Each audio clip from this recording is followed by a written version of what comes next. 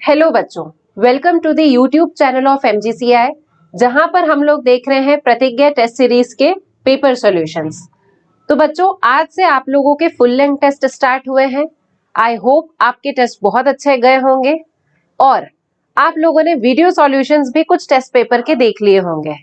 तो आइए अब हम लोग आगे बढ़ते हैं जूलॉजी के टेस्ट पेपर के साथ। सिलेबस में फुल लेंथ सिलेबस आया है। क्वेश्चन नंबर 1 पर आगे बढ़ते हैं हम। 151 क्या दिया गया है हमें क्वेश्चन नंबर 151 में? The given figure represents the pathway of blood through out the body. दिए गए चित्र में पूरे शरीर के रक्त मार्ग को दर्शाया गया है। अब हम यहाँ पर पहले 1 2 3 4 क्या है वो सॉल्व कर लेते हैं। बॉडी टिश्यू से हार्ट तक डीऑक्सीजनेटेड ब्लड को हार्ट तक लेकर जाने वाली ब्लड वेसल होती है वेना केवा। ठीक है, फिर हार्ट से बॉडी टिश्यूज तक ब्लड को लेकर आने वाली ब्लड वेसल होती है अयोर्टा। ठीक है, थर्ड में हार्ट से लंग्स तक लेकर जाने वाली ब्लड वेसल होगी हमारी पल्मोनरी आर्टरी, फुसफुसी धमनी। और लंग्स से हार्ट तक लेकर आने वाली जो ब्लड वेसल होती है ब्लड को, वो होती है पल्मोनरी वेन, दैट इज फुसफुसी शिरा। अब यहां पर ऑप्शन देख लेते हैं हम। Identify the correct match of marked number 1 2 3 और 4। तो फर्स्ट वाले पर वेना केवा है, ये गलत है। सेकंड वाले पर अयोर्टा है, ये भी गलत है। थर्ड वाले पर पल्मोनरी आर्टरी है, ये हमारा ऑप्शन सही हो गया। तो क्वेश्चन नंबर फर्स्ट का आंसर क्या होगा इसमें? सी। बढ़ते हैं आगे नेक्स्ट क्वेश्चन की तरफ। Match the phylum given in the column 1 with their example given in the column 2. Choose the correct option. जोड़ी जमाना है हमको इसमें। ठीक, देखिए, इकाइनोडर्मेटा, एस्टेरियास, ऑफ्यूरा, स्टारफिश इसका एग्जाम्पल होगा। Asterias is called as starfish. Hemichordata, इसमें एग्जाम्पल हो जाएगा बेलेनोग्लॉसिस एंड सैकोग्लॉसिस। यूरोकॉर्डेटा में एग्जाम्पल हो जाएगा एस्कीडिया एंड डोलियोलम। सिफेलोकॉर्डेटा का एग्जाम्पल हो जाएगा ब्रांकियोस्टोमा। यानी कि ए वाले का हो गया यहाँ पर सेकंड, बी वाले का हो जाएगा 4, सी वाले का हो जाएगा हमारा फर्स्ट और डी वाले का हो जाएगा हमारा थर्ड। यानी सेकंड 4 1 और 3, सेकंड 4 1 और 3, ऑप्शन आ गया हमारा बी। क्लियर है? ये डायरेक्ट क्वेश्चन था ये। नेक्स्ट क्वेश्चन पर आ जाते हैं। Question number 153। Anti retroviral drugs are very effective in treatment against AIDS. ये असर्शन है।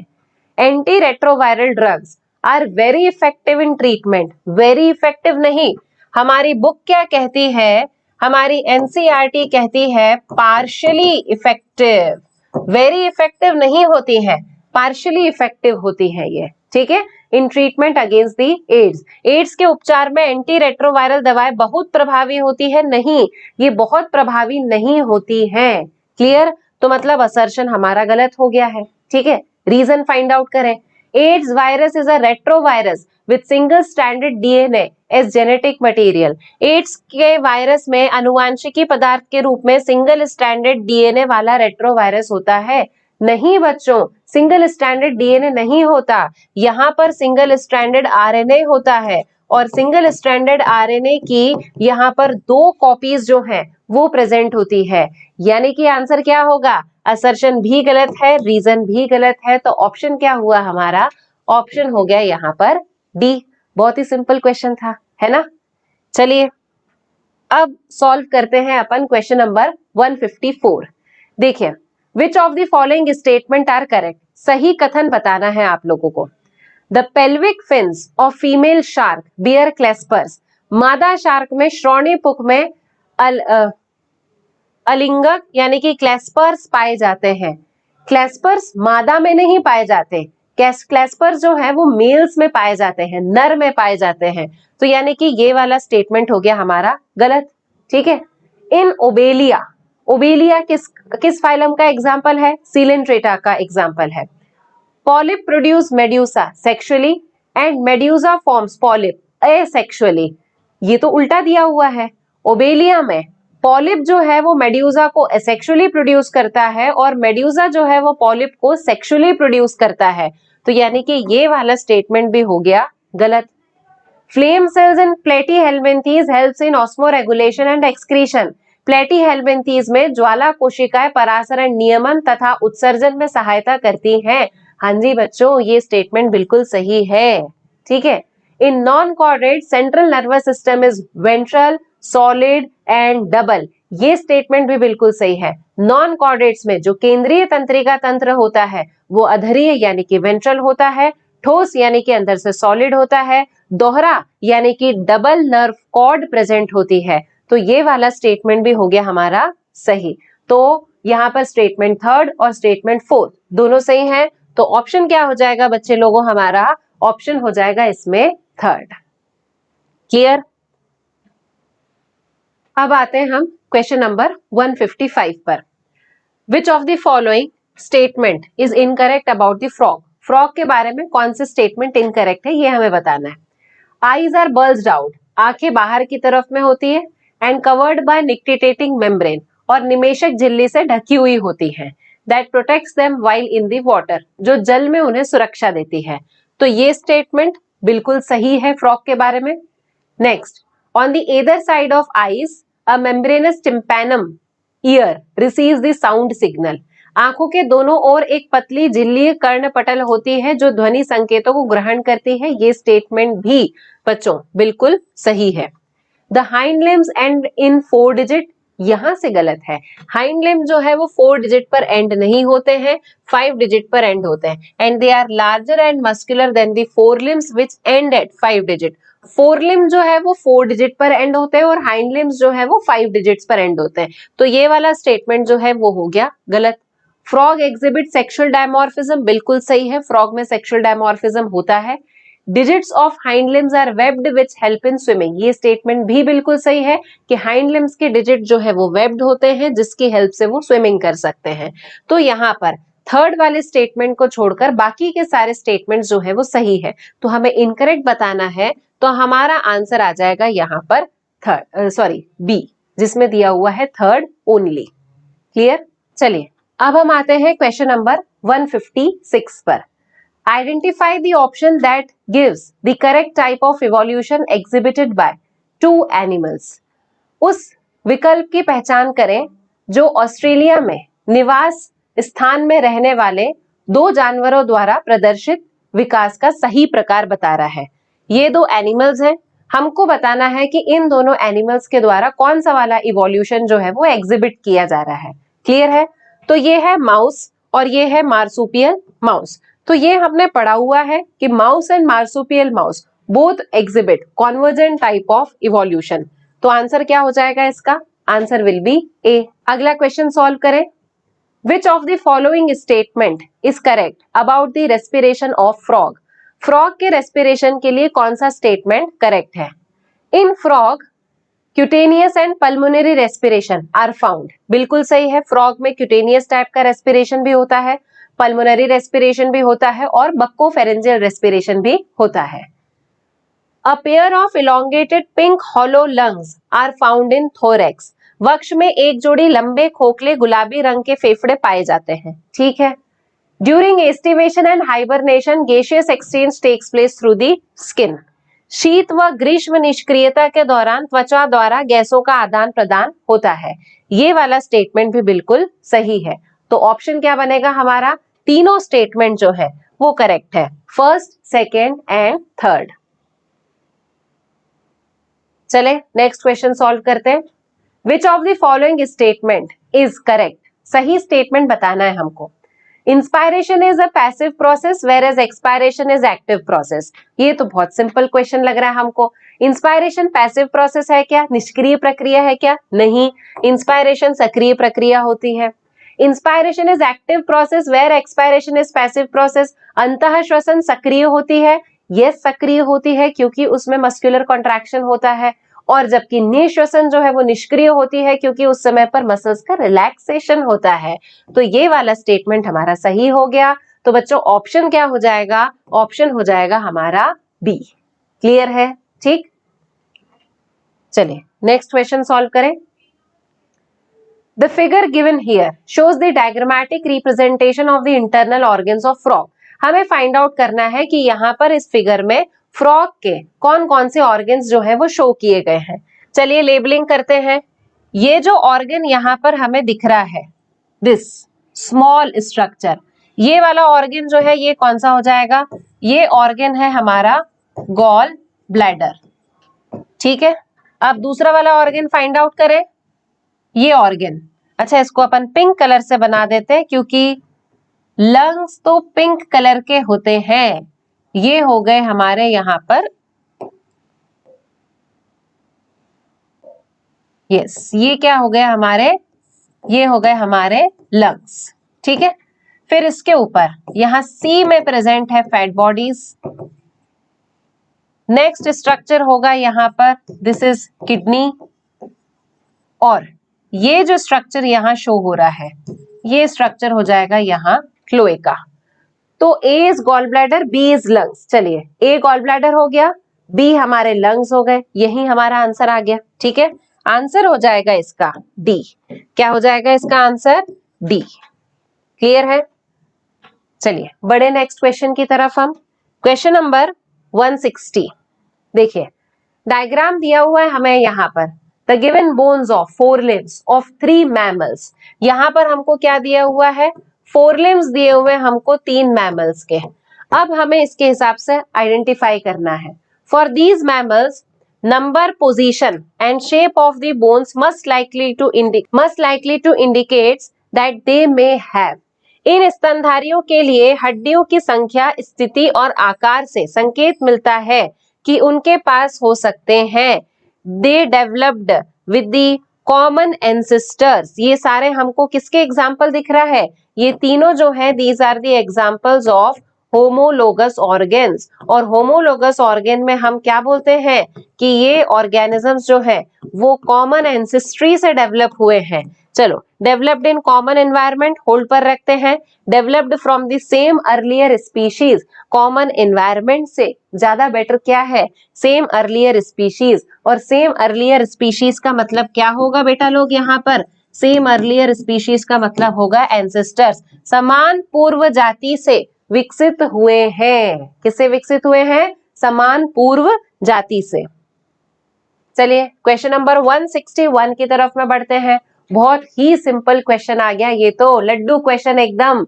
About 70% of CO2 is transported as 70% of CO2 का ट्रांसपोर्टेशन होता है बाइकार्बोनेट आयन के फॉर्म में. बाइकार्बोनेट आयन यानी कि NaHCO3 के फॉर्म में, सोडियम बाइकार्बोनेट के फॉर्म में 70% CO2 का ट्रांसपोर्टेशन होगा. ठीक है, चलो नेक्स्ट वाले क्वेश्चन पर. अगेन लड्डू क्वेश्चन आ गया ये तो रेस्पिरेशन से. Oxy haemoglobin dissociates into oxygen and deoxy haemoglobin. पर यहाँ आप लोग कंफ्यूज हुए होंगे डीऑक्सी हीमोग्लोबिन से.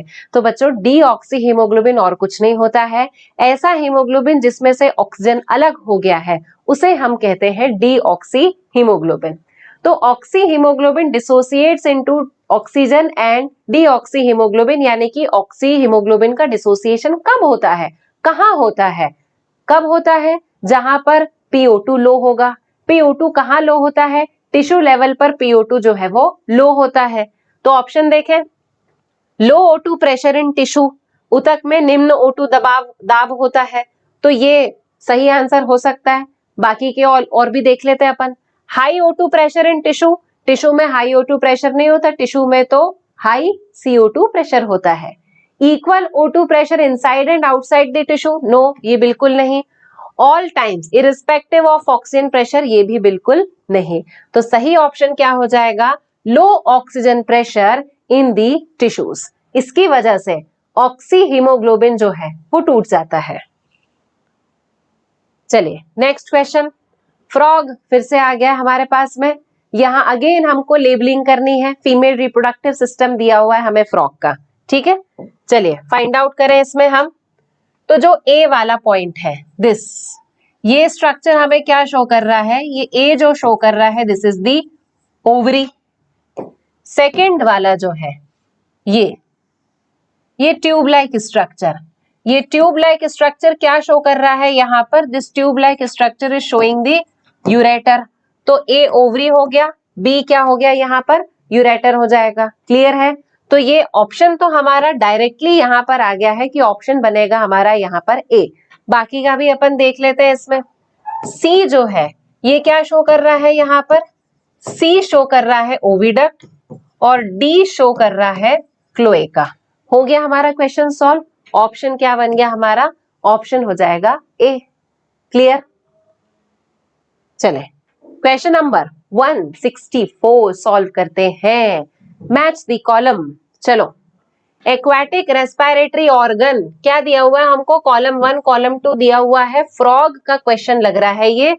एक्वाटिक रेस्पिरेटरी ऑर्गन क्या है बच्चे लोग? एक्वाटिक रेस्पिरेटरी ऑर्गन है हमारा स्किन, यानी कि फ्रॉग का एक्वाटिक रेस्पिरेटरी ऑर्गन स्किन है। ए का हो गया 1। Organ which act urinogenital duct and opens into the cloaca. ऐसा ऑर्गन जो यूरिनोजेनाइटल डक्ट के जैसे काम कर रहा है और क्लोएका में ओपन हो रहा है, दैट इज यूरेटर, यानी कि बी वाले का भी हो जाएगा क्या हमारा? Second. A small medium chamber that is used to pass faecal material, urine and sperm to the exterior. एक छोटा मध्य कक्ष जो उत्सर्जी पदार्थ, मूत्र और शुक्राणुओं को बाहर भेजने का कार्य करता है। तो ये क्या हो जाएगा? क्लोएका है। तो सी वाले का क्या हो जाएगा? थर्ड। दिमाग ही नहीं लगाना पड़ रहा मैडम इसमें तो। A triangular structure which joins the right atrium and receives the blood through vena cava. ठीक है, एक त्रिकोष्ठीय संरचना जो दाहिने आलिन से जुड़ी होती है, राइट एट्रिया से एक एक्सेसरी चेंबर जुड़ा होता है, ये हमने पढ़ा था। और उस एक्सेसरी चेंबर का नाम क्या है? Sinus venosus. तो यहाँ पर फोर्थ वाले का, ये डी वाले का ऑप्शन क्या बन जाएगा? फोर्थ। तो ऑप्शन क्या हो जाएगा? 1 2 3 4। ये बन गया हमारा ऑप्शन 1 2 3 और 4। चलो अब हम चलते हैं क्वेश्चन नंबर 165 पर। Which one of the following statement is correct with reference to the circulation of blood in mammals? स्तनधारियों के रक्त परिसंचरण के संदर्भ में कौन सा कथन सही है? लेफ्ट एट्रिया या auricle receives the oxygenated blood, यही सही दिख रहा है हमको। बायां आलिंद ऑक्सीकृत रक्त ग्रहण करता है। कहां से ग्रहण करता है? ये लंग से। और लेकर कौन आता है? पल्मोनरी वेन ऑक्सीजनेटेड ब्लड को लेफ्ट एट्रिया में लेकर आती है। क्लियर? तो ऑप्शन हो जाएगा हमारा इसमें ए। चलिए अब आते हैं क्वेश्चन नंबर 166 पर। Prothrombinase enzyme act as anti heparin. Prothrombinase क्या है? ये क्लॉटिंग फैक्टर है। और एंटी हेपेरिन भी क्या है? क्लॉटिंग फैक्टर है। Heparin is an anticoagulant.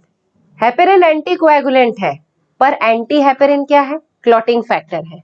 तो मतलब असर्शन हमारा सही हो गया। रीजन देखें इसका। Heparin prevents coagulation of blood in blood vessels. आगे नेक्स्ट स्टेटमेंट में हेपेरिन क्या करता है? एंटीकोएगुलेंट है, जो ब्लड के कोएगुलेशन को रोकता है ब्लड वेसल्स में। तो असर्शन सही है, रीजन भी सही है, पर इसका करेक्ट एक्सप्लेनेशन ये नहीं है। यहाँ पर मैच नहीं हो रहा है ये। ठीक है, तो आंसर क्या हो जाएगा हमारा? B. Assertion and reason are true but reason is not the correct explanation of the assertion. चलिए नेक्स्ट क्वेश्चन पर बढ़ते। अगेन आ गया यहाँ पर असर्शन रीजन, बार बार असर्शन रीजन देते रहते हो। चलो पढ़े इसको। गाउट अर्थराइटिस और इन्फ्लामेशन। गाउट अर्थराइटिस और inflammation of a joint makes the joint painful. Gout गठिया या संधि का शोथ संधि को दर्दनाक बनाता है। अर्थराइटिस तो संधि को दर्दनाक बनाता ही है। Painful joints is the characteristic of arthritis. बिल्कुल सही स्टेटमेंट है ये। रीजन पढ़े इसका। Some toxic substances are deposited in the joint. Gout arthritis में कुछ टॉक्सिक सब्सटेंसेस जो है वो डिपॉजिट हो जाते हैं और इसी की वजह से गाउट अर्थराइटिस में हमारे जो जॉइंट्स है वो पेनफुल होते हैं। तो असर्शन सही है और उस असर्शन को एक्सप्लेन करने वाला रीजन जो है वो भी बिल्कुल सही है। गाउट अर्थराइटिस में आप याद कीजिए क्या डिपॉजिट होता है? यूरिक एसिड के क्रिस्टल्स डिपॉजिट होते हैं, जिसकी वजह से हमारे जॉइंट्स पेनफुल हो जाते हैं। क्लियर? तो बच्चों आंसर क्या हो जाएगा? Assertion and reason are true and the reason is correct explanation for the assertion. चलिए नेक्स्ट क्वेश्चन पर चलते। मैच द कॉलम, लड्डू क्वेश्चन है ना। राइट एट्रियम, राइट एट्रियम में आता है deoxygenated blood by the help of vena cava. चलो ए का क्या बन गया हमारा? सेकेंड। राइट वेंट्रिकल से अराइज होती है पल्मोनरी आर्टरी, बी का हो जाएगा हमारा थर्ड। लेफ्ट एट्रियम से, लेफ्ट एट्रियम में आती है पल्मोनरी वेन, सी का हो जाएगा हमारा फोर्थ। और लेफ्ट वेंट्रिकल से अराइज होती है सिस्टेमिक अयोर्टा, तो डी का हो जाएगा हमारा 1। तो 2, 3, 4 और 1 मैच करें, 2, 3, 4 और 1 ऑप्शन हो गया हमारा यहां पर ए। चलिए आगे बढ़ते हैं। Which of the following statements are true? सही स्टेटमेंट बताना है हमें इसमें। Urine is hypertonic in distal convoluted tubule, दूरस्थ कुंडलित नलिका में मूत्र अति परासरी होता है। डिस्टल कॉन्वुलेटेड ट्यूब्यूल में यूरिन कैसी होती है? हाइपरटोनिक। नहीं, डिस्टल कॉन्वुलेटेड ट्यूब्यूल में तो यूरिन हाइपोटोनिक होती है। और इवन डीसीटी में जाकर यूरिन का जो कॉन्सेंट्रेशन है वो ब्लड के प्लाज्मा से भी घट जाता है। ब्लड के प्लाज्मा का कॉन्सेंट्रेशन 300 मिलीऑस्मोल्स और डीसीटी में जाकर कितना हो जाता है? Less than blood plasma 200 मिलीऑस्मोल्स per litre. तो ये वाला स्टेटमेंट हो गया हमारा गलत। ठीक है, चलिए अगला स्टेटमेंट पढ़ते हैं।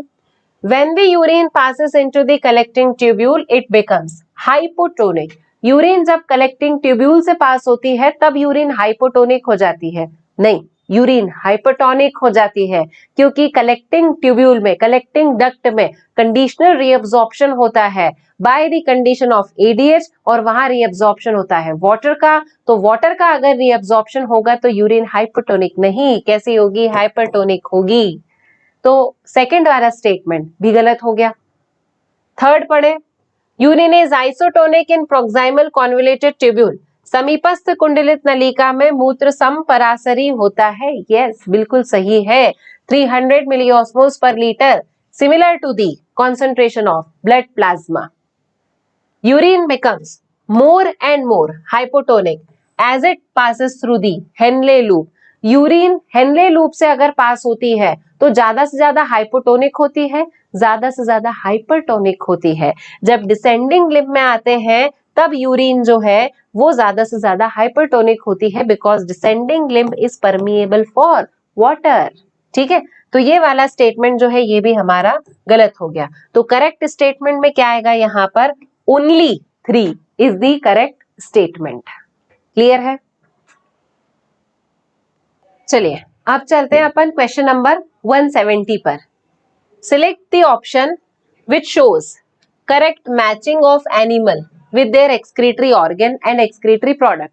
हमें एनिमल्स की मैचिंग करनी है एक्सक्रीटरी ऑर्गन और एक्सक्रीटरी प्रोडक्ट्स के साथ में। देखते हैं बच्चों, हाउस फ्लाई में रीनल ट्यूब्यूल्स होते हैं, नो। हाउस फ्लाई में मेल्फिजियन ट्यूब्यूल्स होते हैं, ये यही गलत हो गया। रोहू में नेफ्रीडियल ट्यूब्स होती है, नो, ये बोनी फिश है और इसमें नेफ्रीडियल ट्यूब्स नहीं, किडनी होती है। ठीक है, and these organisms are ammonotelic और यूरियोटेलिक। रोहू जो है this is a bony fish, और बोनी फिशेस जो है these are ammonotelic in nature. ये कैसी होती हैं? अमोनोटेलिक। बट गलत चीज क्या है इसमें? किडनी गलत है। सैलमेंडर एम्फीबियन है, किडनी इसका एक्सक्रीटरी ऑर्गन है, सही है। यूरिया जो है वो इसमें एक्सक्रीट होता है, ये वाला भी बिल्कुल सही है। पीकॉक बर्ड है, किडनी इसमें एक्सक्रीटरी ऑर्गन है बट यूरिया नहीं, यहां ऑप्शन आएगा यूरिक एसिड। क्लियर है? चलिए नेक्स्ट क्वेश्चन की तरफ बढ़ते हैं। Question number 171। नेफ्रॉन का स्ट्रक्चर दिया हुआ है। Which part in the above figure have minimum reabsorption and plays a significant role in maintenance of high osmolarity of medullary interstitium fluid. यहां पर क्या दिया गया है, हमको हाई ऑस्मोलैरिटी बताना है, उच्च परासरणीयता कौन से पार्ट में यूरिन के फ्लो होने पर आती है। तो हाई ऑस्मोलैरिटी आती है जब यूरिन हेनले लूप से पास होती है, या फिर जब यूरिन जो है कलेक्टिंग डक्ट से पास होगी। तो यहाँ पर प्रोबेबल ऑप्शन हमारे लिए क्या बन रहा है, 3 और 4। जब यूरिन डिसेंडिंग लिम्ब में जाएगी तब कॉन्सेंट्रेशन बढ़ जाएगा, असेंडिंग लिम्ब में जाएगी तब कॉन्सेंट्रेशन जो है वो धीरे धीरे से घटने लगेगा। तो ऑप्शन क्या बनेगा यहाँ पर, 3 एंड 4। चलिए नेक्स्ट क्वेश्चन देखते हैं, बहुत ही सिंपल क्वेश्चन आ गया। In the given figure label A represents dash and while the label B represents dash. तो लेबल ए क्या शो कर रहा है हमको, ये शो कर रहा है हमको ट्रैकिया, और बी जो है ये क्या शो कर रहा है हमको, ये शो कर रहा है हमको ब्रोंकस। ठीक है, तो ट्रैकिया और ब्रोंकस ये हो जाएगा इसका आंसर। आंसर हो गया ए। चलिए नेक्स्ट क्वेश्चन सॉल्व करते हैं, क्वेश्चन नंबर 173। इन हार्मोन एक्शन, हार्मोन क्रिया में यदि लक्ष्य अंग से ग्राही अणुओं को हटा दिया जाए, यानी कि रिसेप्टर को अगर रिमूव कर दिया जाए टारगेट ऑर्गन से, तो क्या होगा, क्या that will continue to respond to the hormone, no, क्योंकि आपने तो टारगेट ऑर्गन से रिसेप्टर ही हटा दिया ना। रिसेप्टर अगर हटा दोगे तो फिर रिस्पॉन्ड कैसे करेगा वो, तो ये वाला ऑप्शन गलत हो जाएगा। Not respond to the hormone, ये होल्ड पे रखते हैं, हो सकता है सही हो। कंटिन्यू टू रिस्पॉन्ड, नहीं, रिसेप्टर हटाने के बाद में फिर रिस्पॉन्ड करना बंद कर देगा। Continue to respond but in opposite way, ये भी गलत है, रिस्पॉन्ड ही नहीं करेगा ना वो तो ऑप्शन क्या हो जाएगा हमारा, not respond to hormone, hormone के प्रति प्रतिक्रिया नहीं देगा। चले अब आ जाते हैं अपन क्वेश्चन नंबर 174 पर। Which of the following statement regarding mammary gland is correct? Memory gland के रिगार्डिंग कौन सा स्टेटमेंट करेक्ट है? They are paired glandular structure that lies over the pectoral muscles. ठीक है, paired glandular structures होते हैं जो pectoral muscles के ऊपर प्रेजेंट होते हैं। ये स्टेटमेंट बिल्कुल सही है।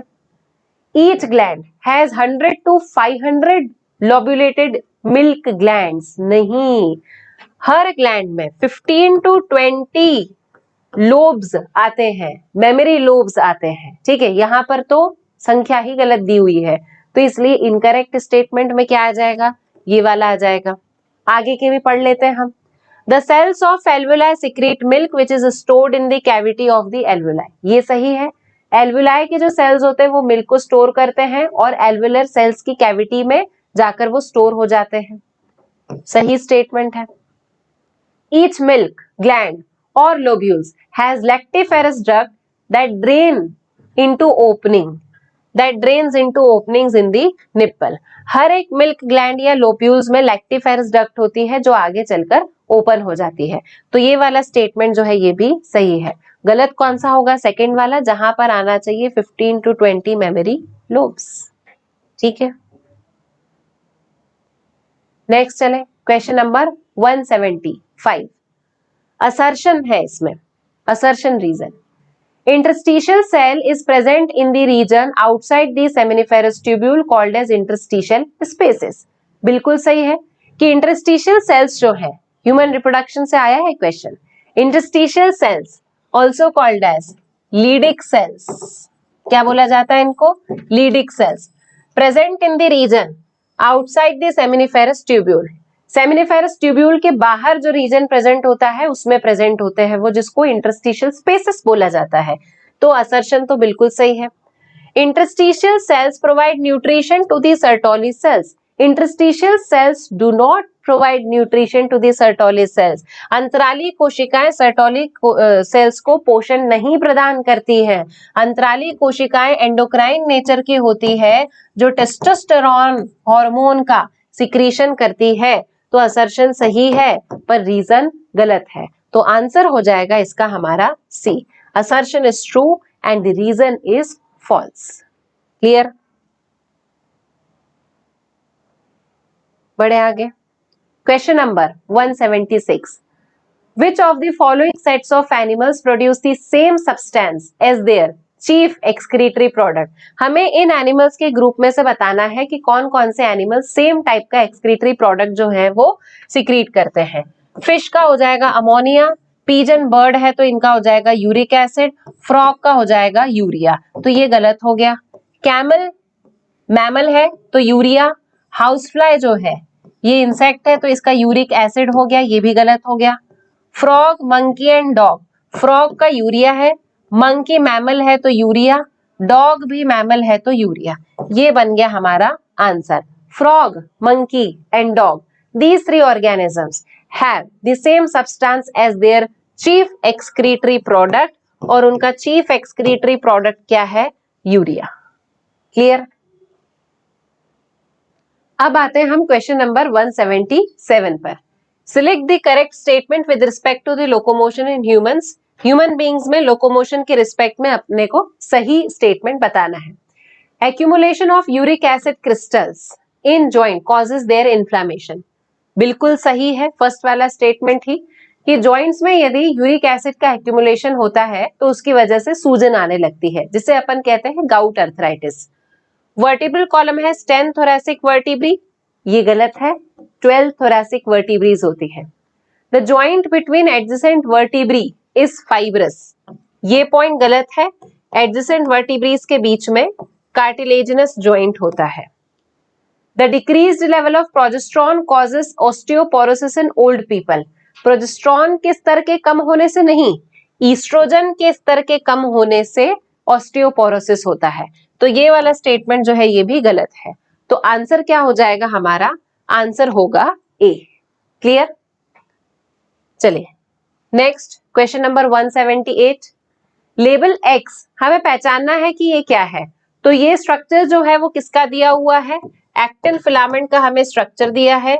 ये स्ट्रक्चर हो जाएगा यहाँ पर ट्रोपोमायोसिन का, और ट्रोपोमायोसिन पर रेगुलर इंटरवल पर जो एक्स स्ट्रक्चर दिया गया है दिस इज ट्रोपोनिन। ठीक, तो आंसर हो जाएगा हमारा यहाँ पर ट्रोपोनिन, 178 का ट्रोपोनिन यानी कि डी। नेक्स्ट 179, तो क्वेश्चन नंबर 179 हमें यहाँ पर मैथ्स कॉलम दिया हुआ है। देखें, carpals bones that form the wrist, ये हो जाएगा इसका, रिस्ट में प्रेजेंट जो बोन्स होती है उन्हें हम कार्पल्स बोलते हैं। टार्सल्स, एंकल में प्रेजेंट होने वाली बोन्स। फेलेंजेस, जो फिंगर और टोज बनाती है। मेटाकार्पल, जो बनाती है हैंड्स में, पाम ऑफ दी हैंड्स। तो ये आ गया हमारा आंसर। ठीक, ए का हो जाएगा सेकंड, तो ये फर्स्ट वाले ऑप्शन में दिया हुआ है, ए का सेकंड, बी का फोर्थ। क्लियर? चलिए question number 180, which of the following statements are correct, सही स्टेटमेंट बताना है हमें। Somatic nervous system relays the impulse from CNS to skeletal muscle, कायिक तंत्रिका तंत्र आवेगों को केंद्रीय तंत्रिका तंत्र से कंकाली पेशियों तक लेकर जाता है, बिल्कुल सही है। ऑटोनॉमिक नर्वस सिस्टम यानी कि स्वायत्त तंत्रिका तंत्र जो है वो आवेगों को केंद्रीय तंत्रिका तंत्र सीएनएस से इंटरनल ऑर्गन की मसल्स तक लेकर जाता है, बिल्कुल सही है। केंद्रीय तंत्रिका तंत्र consist of brain and spinal cord यानी कि मस्तिष्क और मेरुरज्जु से बना हुआ होता है, बिल्कुल सही है। और परिधि तंत्रिका तंत्र उन तंत्रिकाओं का बना होता है जो केवल मस्तिष्क और मेरुरज्जु तक आवेगों को लेकर जाती है, ये स्टेटमेंट जो है वो गलत है। तो ऑप्शन 1, 2 और 3 ये तीन ऑप्शंस जो है वो हमारे सही हैं, तो आंसर हो जाएगा इसमें हमारा C. Let's solve question number 181। The chemical stored in the synaptic vesicles are termed as neurotransmitters. So this statement is correct. Neurotransmitters जो है वो synaptic vesicles में store होते हैं in the form of chemical. Reason है इसका, synaptic vesicles release these chemicals in the synaptic cleft. Synaptic vesicles in chemicals को एक दरार में यानी कि synaptic cleft में उसे रिलीज कर देते हैं। As in statement, ये वाला जो स्टेटमेंट है ये बिल्कुल सही है, पर क्या ये रीजन असर्शन को एक्सप्लेन कर रहा है? नहीं कर रहा है, क्योंकि सिनेप्टिक वेसिकल्स जो हैं वो रैप्चर होकर सिनेप्टिक क्लेफ्ट में रिलीज कर देते हैं केमिकल को, ठीक है, और उन केमिकल्स को बोला जाता है न्यूरोट्रांसमीटर। दोनों स्टेटमेंट जो है वो सही है, बट ये एक्सप्लेनेशन नहीं दे रहा है प्रॉपर, तो इसीलिए आंसर हो जाएगा इसका बी। चलिए पढ़ते हैं अब अपन क्वेश्चन नंबर 182 की तरफ। हॉर्मोन्स ऑफ पिट्यूटरी ग्लैंड, बहुत ही सिंपल क्वेश्चन। पिट्यूटरी ग्लैंड के सारे हॉर्मोन्स कैसे होते हैं? प्रोटीनेशियस नेचर के। ऑप्शन आ गया हमारा ऑल प्रोटीन्स और पेप्टाइड्स। नेक्स्ट क्वेश्चन बढ़ते हैं। मैच द कॉलम है, चलो सॉल्व कर ले मैच द कॉलम को। Resting stage of a neuron channel, resting stage neuron की वो होती है जहां पर सारे वोल्टेज गेटेड सोडियम और पोटेशियम चैनल्स क्लोज्ड होते हैं। तो ए का क्या बन गया हमारा? ए का आ गया सेकंड। वैसे तो यही हो गया हमारा सॉल्व कि ए का सेकंड आ गया है। बाकी के भी देख लेते हैं। Depolarisation phase in the generation of an action potential, depolarisation में क्या होता है? Opening and then closing of sodium ions या sodium channel. Repolarisation phase in the generation of action potential, action potential के समय पर जब रीपोलराइजेशन वाला फेज आता है तब उसमें पोटेशियम के चैनल ओपन होते हैं, और एब्सोल्यूट रिफ्रैक्टरी इंडेक्स के पीरियड में क्या होता है? Sodium channels remains open. तो ये हो गया हमारा 183 वाला क्वेश्चन भी सॉल्व। बढ़े आगे question number 184। Which of the following options correctly represent the name of 1, 2, 3 and 4 diagram of the neuron? Labelling बताना है हमको इसमें। फर्स्ट क्या हो जाएगा? फर्स्ट हो जाएंगे इसमें डेंड्राइट, सेकंड हो जाएगा इसमें साइटोन, थर्ड जो है ये हो जाएगा इसमें माइलिन शीथ, फोर्थ हो जाएगा इसमें नोड ऑफ रेनवियर। ठीक है, तो डेंड्राइट हो गए, फिर सेकंड हो गया हमारा साइटोन या फिर अपन ने बोल दिया सेल बॉडी, थर्ड हो गया माइलिन शीथ, फोर्थ हो गया नोड ऑफ रेनवियर। ऑप्शन बन गया हमारा second. Next question. Which of the following pairs is incorrectly matched? गलत बताना इसमें। Insulin diabetes mellitus disease, insulin की डेफिशिएंसी से डायबिटीज मेलाइटस होता है, ये सही है। ग्लूकेगॉन सोर्स है ग्लूकेगॉन का बीटा सेल्स ना, सोर्स है ग्लूकेगॉन का अल्फा सेल्स। ठीक है, तो ये वाला गलत हो गया, गलत हमारा सही ऑप्शन है। ठीक है, सोमैटोस्टैटिन डेल्टा सेल से होता है, बिल्कुल सही है। कॉर्पस ल्यूटियम से रिलैक्सिन का सिक्रीशन होता है, ये भी सही है। ठीक है, कॉर्पस ल्यूटियम से रिलैक्सिन का सिक्रीशन हो सकता है। ठीक, तो इसमें ज्यादा गलत वाला क्या है? Glucagon beta cells. Next, hypophysial portal system transports releasing and inhibiting hormone. Hypophysial portal system जो एंटीरियर पिट्यूटरी को हाइपोथैलेमस से जोड़ता है। हाइपोथैलेमिक हार्मोन्स एंटीरियर पिट्यूटरी से हाइपोफाइशियल पोर्टल सिस्टम के थ्रू आते हैं। ठीक है, क्या बताना है हमको यहाँ पर? From the hypothalamus into which of the following marked. तो हाइपोफाइशियल पोर्टल सिस्टम से हाइपोथैलेमिक हार्मोन्स कहाँ आते हैं? हाइपोथैलेमिक हार्मोन्स आते हैं इधर सेकंड की तरफ में, तो ऑप्शन हो जाएगा हमारा बी, क्योंकि सेकंड वाली चीज क्या है? सेकंड वाली चीज है एंटीरियर पिट्यूटरी। ये क्या है? ये है पोस्टीरियर पिट्यूटरी। ये है हमारे दोनों हाइपोथैलेमिक हार्मोन्स। क्लियर? तो ऑप्शन हो जाएगा हमारा सेकंड, क्योंकि सेकंड इस डायग्राम में रिप्रेजेंट कर रहा है एंटीरियर पिट्यूटरी को। बढ़े अब अपन क्वेश्चन नंबर 187 की तरफ। मैच द कॉलम है। फीचर्स ऑफ डेवलपिंग चाइल्ड को हमें टाइम के साथ मैच करना है। Heart sound, this is the first sign of growing foetus, foetus का ग्रो करने का फर्स्ट साइन है, और हार्ट फीटस के फर्स्ट मंथ के एंड में फॉर्म हो जाता है। नेक्स्ट, फॉर्मेशन ऑफ या foetus forms limbs and digit, foetus limbs और डिजिट बना लेता है by the end of second month of pregnancy. Formation of major systems, ये बन जाता है by the end of 12 weeks of foetus and appearance of hair on the head. First movement जो है ये कब आ जाता है? फर्स्ट मूवमेंट 5th मंथ तक हमको दिखाई देने लगता है, ये बन गया हमारा। Body is covered by hairs, eyelids, hairs and eyelids will be separate and eyelashes will be formed. एक ही ऑप्शन अब हमारा यहाँ पर बच रहा है at the end of 24 weeks. तो हमारा ऑप्शन क्या आ गया इसमें? ऑप्शन बन जाएगा बी। चलिए नेक्स्ट क्वेश्चन सॉल्व करते हैं। अब इसमें हमें डायग्राम में लेबलिंग करना है। चलो, ए वाला जो है ये बना रहा है endometrium, B myometrium, C perimetrium, D ampulla, E sorry D is not ampulla, D is isthmus. ठीक है, डी क्या बना रहा है? इस्थमस, ई हो जाएगा एम्प्यूला और एफ हो जाएगा हमारा इनफंडिबुलम। ये बन गया है। तो A endometrium, myometrium, perimetrium, isthmus, ampulla and infundibulum. Option हो गया हमारा सी। चलिए next question, which is true for an ideal contraceptive. Ideal contraceptive की प्रॉपर्टीज बतानी है कि कौन सी इसमें से ट्रू है। ये यूजर फ्रेंडली होती है, प्रयोगकर्ता के हितों की रक्षा करने वाला, बिल्कुल सही है। इजीली अवेलेबल, आसानी से उपलब्ध होना चाहिए, बिल्कुल सही है। शुड बी इनइफेक्टिव, अप्रभावी होना चाहिए, नहीं प्रभावी होना चाहिए, गलत।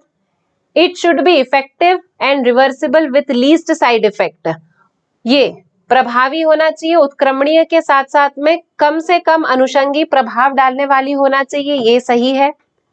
It should interfere with the sexual act of the user, नहीं इसको यूजर के सेक्सुअल एक्ट के साथ में इंटरफियर नहीं करना चाहिए, तो ये भी इसमें हो गया गलत। अब सही कौन कौन सा है? फर्स्ट वाला सही है, सेकेंड वाला सही है और फोर्थ वाला जो है वो भी सही है। तो ऑप्शन हो जाएगा हमारा सी। ये सॉल्व हो गया बड़ी जल्दी से। बढ़ते हैं आगे, क्वेश्चन नंबर 190। किसका पिक्चर दिखाई दे रहा है? ये this is the structure of female condom. किसका स्ट्रक्चर है ये? फीमेल कॉन्डम का। अब सॉल्व करते हैं अपन। It is a male condom, यह पुरुष कॉन्डम है, बिल्कुल गलत है।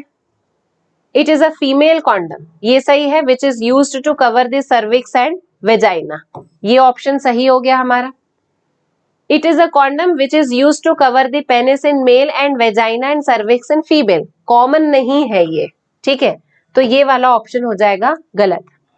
Next, it is one type of IUD which makes, IUD नहीं है, this is a type of a barrier, तो ये वाला ऑप्शन जो है ये भी हो जाएगा गलत। तो ऑप्शन हमारा सही कौन सा हो गया? Option B will be our answer. चलिए अब आते हैं अपन क्वेश्चन नंबर 191 पर। Read the following statement and answer the question. Inability of an individual to inseminate the female और due to very low sperm count in ejaculates leads to A. अब क्या हो रहा है यहाँ पर? Inability of an individual to inseminate the female or due to very low sperm counts in ejaculate it leads to infertility। दोनों में से कुछ एक आ सकता है इसमें। पहले वाले में ए में क्या आएगा? Infertility. It could be corrected by B, infertility को हम आर्टिफिशियल इंसेमिनेशन से करेक्ट कर सकते हैं, तो आ गया हमारा आंसर। आंसर क्या आ जाएगा? सी। आगे एक बार और देख लेते हैं। इन बी यानी कि in artificial insemination the semen is collected and artificially introduced either into the vagina or into the uterus which is called as intrauterine insemination। तो आंसर ही आ गया है हमारा, आंसर हो जाएगा हमारा सी। बढ़े आगे, question number 192। Which of the following diseases is completely curable if detected early and treated properly? Direct इसका आंसर आ रहा है सिफिलिस। क्यों? क्योंकि हेपेटाइटिस, HIV और जेनाइटल हर्पीस ये तीनों वायरल डिसीजेस हैं और हमने पढ़ा है कि वायरल डिसीजेस जो है वो उतनी आसानी से क्योर नहीं होती है। क्लियर? तो आंसर आ जाएगा इसका हमारा syphilis. Question number 193। Which of the following sequences fits into the organic evolution theory proposed by Charles Darwin and Alfred Wallace? Sequence बताना है हमें यहाँ पे, कौन सा क्रम चार्ल्स डार्विन व एल्फ्रेड वेलेस द्वारा प्रस्तावित जैविक विकास सिद्धांत में फिट बैठता है। हम ही अपने हिसाब से बना लेते हैं। अभी सबसे पहले क्या होता है? ओवर प्रोडक्शन, ठीक है, सबसे पहले क्या आएगा, ओवर प्रोडक्शन, फाइंड आउट कर लो, ओवर प्रोडक्शन इसमें है और इसमें है। फिर उसके बाद में आते हैं क्या, वेरिएशंस, ओवर प्रोडक्शन आ गया, वेरिएशन आ गया, लास्ट में आता है नेचुरल सिलेक्शन। तो over production, variation, constancy of population size and natural selection, direct ही बन रहा है यहां पर इसका आंसर। तो इसका आंसर क्या हो जाएगा हमारा, आंसर हो जाएगा इसका सी। क्लियर है? नेक्स्ट क्वेश्चन चले, question number 194, match the column anteater is numbat, A का हो गया 4, lemur, lemur is spotted cuscus, B का हो जाएगा 3rd, तो ये बी का 3rd यहां बन गया हमारा। ऑप्शन तो आ गया हमारा, आगे भी देख लेते हैं, bobcat is Tasmanian tiger cat and wolf is Tasmanian wolf, यानी कि डी का हो जाएगा हमारा 2nd, तो आंसर आ गया हमारा B. Question number 195, again match the column from evolution.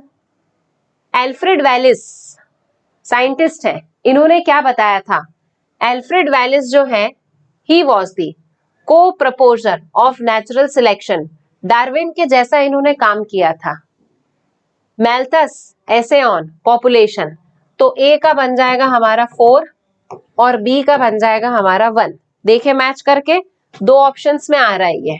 Hardy Weinberg law 3 हो जाएगा इसका, सी का हो गया यहाँ पर 3, और industrial melanism Biston betularia, option बन गया हमारा C. Next question, the following 4 statement 1 to 4 kidney transplantation को शो कर रहे हैं और हमें यहाँ पर 2 स्टेटमेंट्स कौन से करेक्ट हैं वो बताना है। Even if the kidney transplant is proper, the recipient may need to take immunosuppressant for a long time.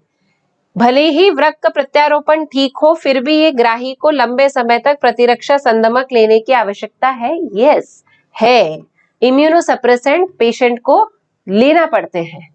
The cell mediated immune response is responsible for the graft rejection, ये बिल्कुल सही है कि सेल मीडिएटेड इम्यून रिस्पॉन्स जो है वो graft की अस्वीकृति के लिए उत्तरदायी होता है।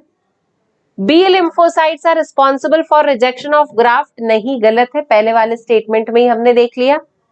द एक्सेप्टेंस और rejection of the kidney transplantation depends on specific interferons, no, specific interferons पर डिपेंड नहीं करता है, वो एक्सेप्टेंस डिपेंड करता है इम्यूनोसप्रेसेंट पर।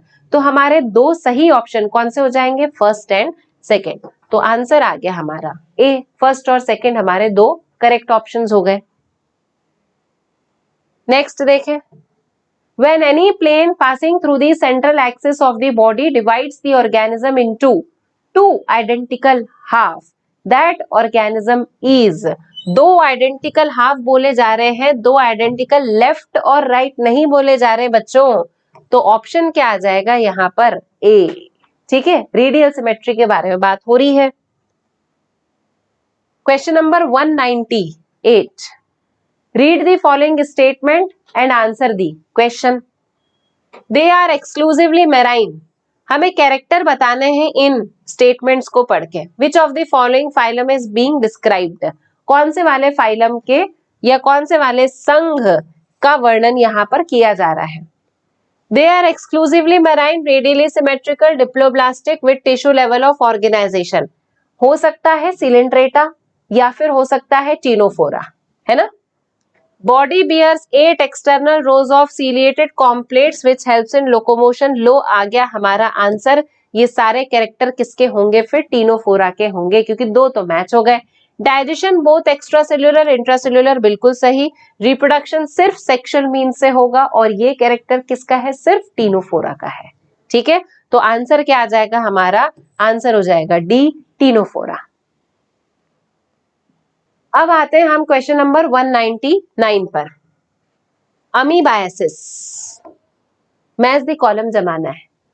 अमीबायसिस अगर होता, use only sterilised food and water, diphtheria के से बचने के लिए दिया जाता है DPT vaccine, cholera use oral rehydration therapy, rabies, first rabies virus.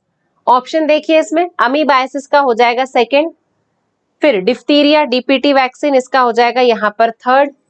ये आ गया हमारा option A. Last question, which of the following statement regarding the cell junction are incorrect. Cell junction से रिलेटेड कौन सा ऑप्शन जो है वो इनकरेक्ट है। देखें, tight junction help to stop substances from leaking, बिल्कुल सही। दृढ़ संधि पदार्थों को ऊतकों से बाहर निकलने से रोकती है, करेक्ट है। Adhering junction perform cementing to keep neighbouring cell together, आसंजी संधि पड़ोसी कोशिकाओं को एक दूसरे से जोड़ने का काम करती है, बिल्कुल सही है, आपस में एक दूसरे से जोड़ने का काम करती है। Gap junction facilitate the cell to communicate with each other by connecting the cytoplasm of adjoining cell, अंतराली संधियां संलग्न कोशिकाओं के कोशिका द्रव्य को आपस में जोड़ती है, बिल्कुल सही है ना। For slow transfer of ions, small molecules and sometimes big molecules, slow नहीं फास्ट ट्रांसफर ऑफ आयंस, तो इसलिए ये गलत हो गया। Specialised junction provide both structural functional link between its individual cell, ये स्टेटमेंट बिल्कुल सही है कि जो जंक्शंस होते हैं वो स्पेशलाइज्ड होते हैं जिनके हेल्प से सेल्स के बीच में स्ट्रक्चरल और फंक्शनल लिंकिंग जो है वो बनती है। क्लियर है? तो इस क्वेश्चन का आंसर क्या हो जाएगा हमारा, इस क्वेश्चन का आंसर हो जाएगा हमारा सी, कि ये वाला स्टेटमेंट जो है वो इनकरेक्ट है। क्लियर? तो बच्चों आई होप कि आप लोगों ने क्वेश्चन सारे चेक कर लिए होंगे और इसी के साथ में आप लोगों ने अपने मार्क्स भी कैलकुलेट कर लिए होंगे। तो all the best for your future examinations, good luck.